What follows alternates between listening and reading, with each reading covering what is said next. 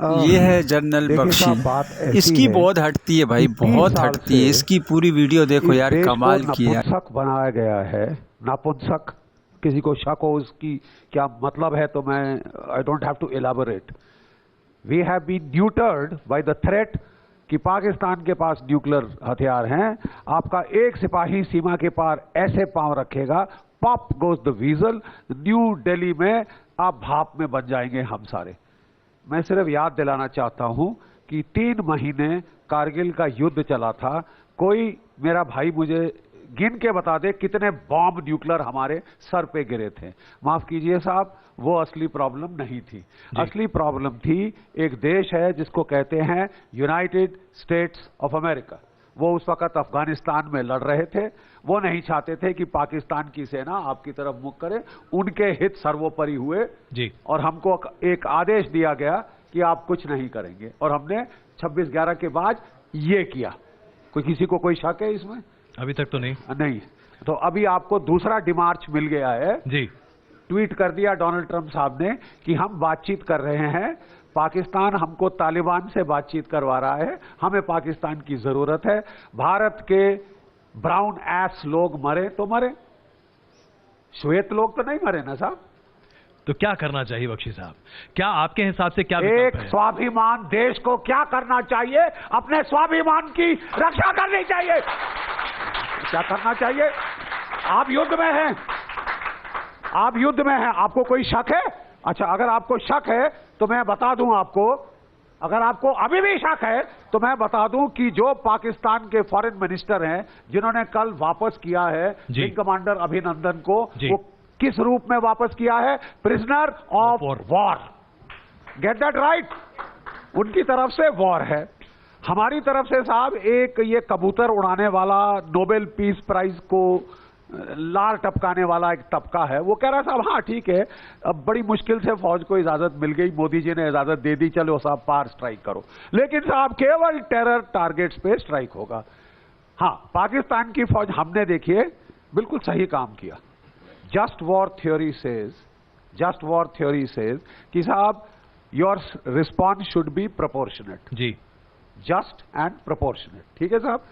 तो हमने पाकिस्तान में कहां स्ट्राइक की? हमारे 12 मिराज 2000 जहाज गए, हमारे 4 सुखोई 30 साथ थे, हमारे एवैक साथ था, और शायद इलेक्ट्रॉनिक सप्रेशन एयरक्राफ्ट भी साथ थे। ये सारा पैकेज 80 किलोमीटर पाकिस्तान के अंदर घुस गया और बालाकोट कैंप को स्ट्राइक किया, जो कि जैश ए मोहम्मद का कैंप है। ठीक है साहब? जवाब में क्या हुआ साहब? पाकिस्तान ने दुनिया को बोला जैश ए मोहम्मद पाकिस्तान की फौज है, आप हिमाकत कैसे कर सकते हैं उसे छूने की। उसने अगले दिन हमारी फौज के 1 ब्रिगेड हेडक्वार्टर, 1 बटालियन हेडक्वार्टर और 1 एमुनेशन डंप पे हमला किया। उनकी बजी पड़ी थी क्योंकि हमारी वायुसेना भी उतर आई मैदान में, तो उनके बम दाएं बाएं गिरे। ये तो किस्मत की बात है ना साहब। लेकिन आज हमें लोग कह रहे हैं कि ये हिंदुस्तान की फौज तो फालतू है, अगर ये मर गए तो इनको तो तनख्वाह मिलती है। तो साहब डी एस्केलेट होना चाहिए, क्योंकि अमेरिका से आदेश आ चुका है, डोनाल्ड ट्रंप साहब बोल चुके हैं डी एस्केलेट होना चाहिए। मैं आपको एक लास्ट चीज बोल दूं, ठीक है साहब? क्योंकि मैं जरा, जो भी जनरल साहब होते हैं उनको तनख्वाह मिलती है 6 महीना आगे सोचने के लिए। बिल्कुल, आप समझ रहे हैं मैं क्या कह रहा हूं? General is paid to think 6 month ahead. Platoon commander उसी की लड़ाई लड़ता है, वो 1 घंटा आगे की लड़ाई, कंपनी कमांडर इत्यादि इस चेन में कम से कम 6 महीने आगे सोचना चाहिए। अमेरिका अफगानिस्तान से जाना चाहता है, वो अपनी एक जान भी और फालतू नहीं देना चाहता, वो अपनी जानों की कदर करते हैं।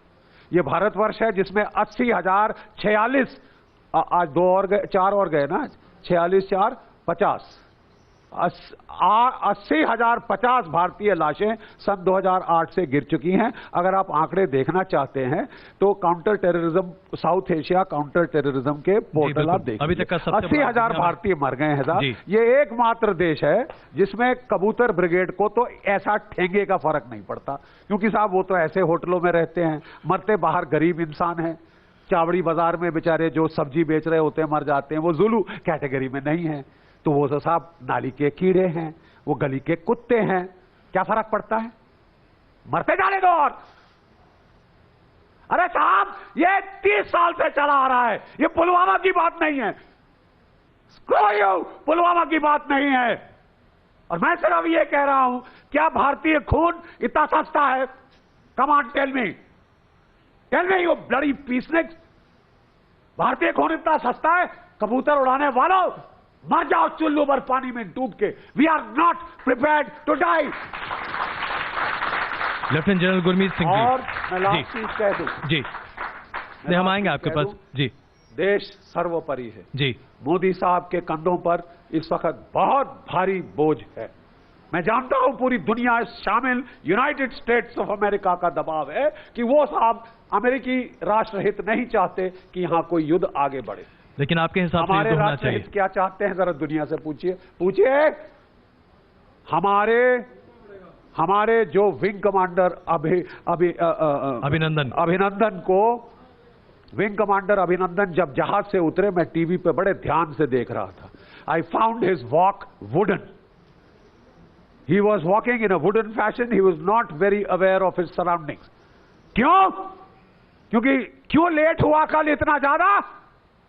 क्योंकि जब उस बेचारे को शूट डाउन किया गया, टूट पड़े भेड़ियों की तरफ उसके ऊपर पाकिस्तानी के कुत्ते, और ऐसी मार मारी, बेचारे का खून यहां से टपक रहा था, वहां से खून टपक रहा था।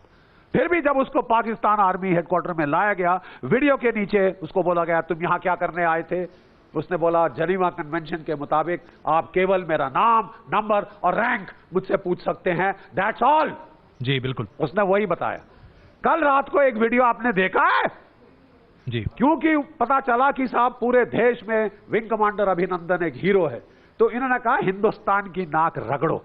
पाकिस्तान के प्राइम मिनिस्टर उड़ के आते हैं लाहौर में, और वो टॉर्चर के ऊपर, मैंने एक प्राइम मिनिस्टर को कुत्ते की तरह, एक कोतवाली का तो शायद कर दे टॉर्चर किसी आदमी को जो उसके कोतवाली में है, लेकिन मैंने किसी प्राइम मिनिस्टर को आते नहीं देखा कि साहब इसको अब जरा आईएसआई के हाथ सौंपो, क्योंकि पाकिस्तान की फौज इसको गवा नहीं सकी।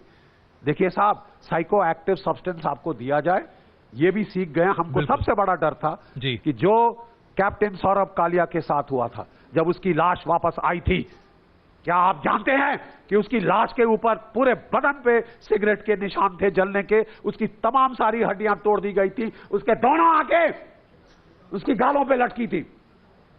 दे had been gouged out. We didn't want this to happen to our boy. इसलिए हमने धमकी दी, हमारी पूरी सेना तैयार हो गई थी, अरे तुम इस बार ही हाथ लगा के देखो।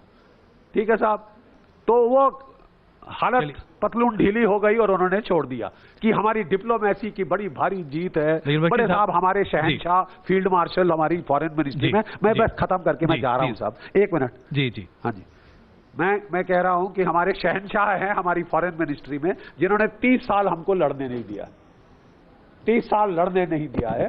बोले साहब मरते जाओ मरते जाओ मरते जाओ, न्यूक्लियर बैकड्रॉप है, आप उसको रूबिकॉन क्रॉस नहीं कर सकते। देखिए साहब, मेरा इस वक्त परामर्श है, उसको साइको एक्टिव ड्रग्स दी गई हैं हमारे सिपाही को, ताकि खिल्ली उड़े उसकी पूरे देश के सामने।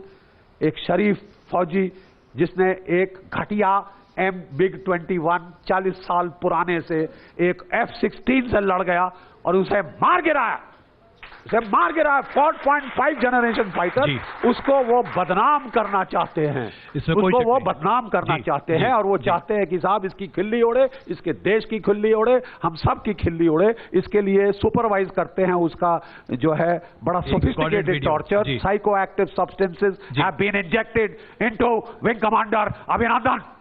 नाउ मैं लास्ट में सिर्फ ये कहूंगा, मोदी जी आगे देखिए, प्लीज आगे देखिए। 6 महीने बाद तालिबान का राज काबुल में हो सकता है। सारी तालिबान किस तरफ आएगी साहब? कश्मीर की तरफ, आपकी तरफ। आप उसके लिए इंतजार करना चाहते हैं?